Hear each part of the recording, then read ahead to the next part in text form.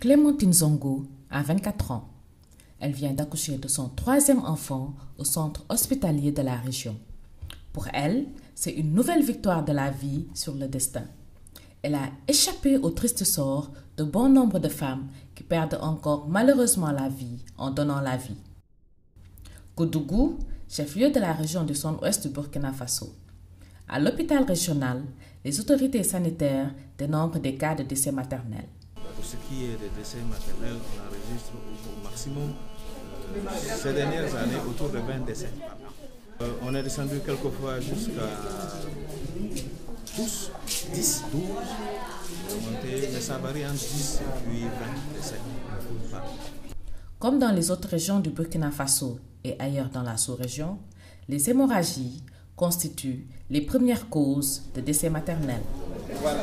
Essentiellement, c'est les mêmes causes qu'on retrouve un peu ailleurs, c'est-à-dire les complications obstétricales, genre hémorragie, les infections, les complications d'hypertension artérielle, mais surtout des complications indirectes, genre association VIH et grossesse, association anémie sévère et grossesse.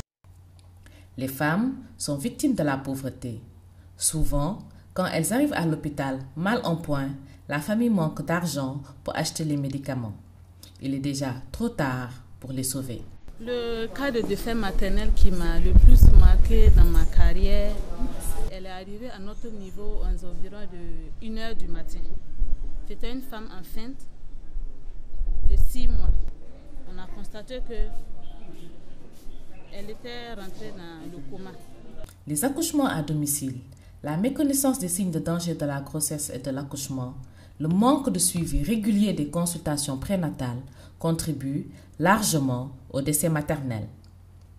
La situation de la santé maternelle s'est améliorée au cours de ces dernières années au Burkina Faso grâce aux efforts conjugués du gouvernement et de ses partenaires.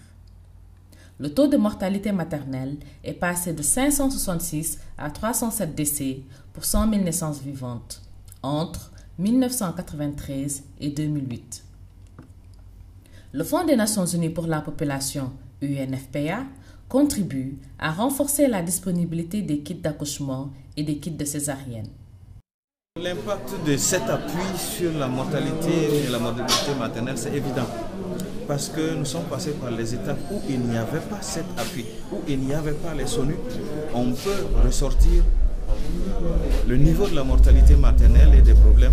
De toute façon, au jour le jour, ce qu'on constate, tous les agents le constatent ici, c'est qu'il est beaucoup plus facile aujourd'hui de prendre en charge une complication obstétricale qui nécessite une intervention qu'il y a quelques années.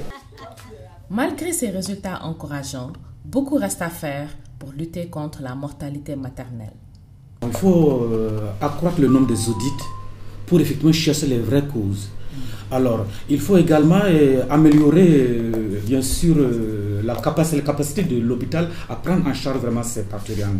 Améliorer l'équipement, améliorer les compétences des agents et je pense qu'à partir de là, ça peut contribuer effectivement à la réduction.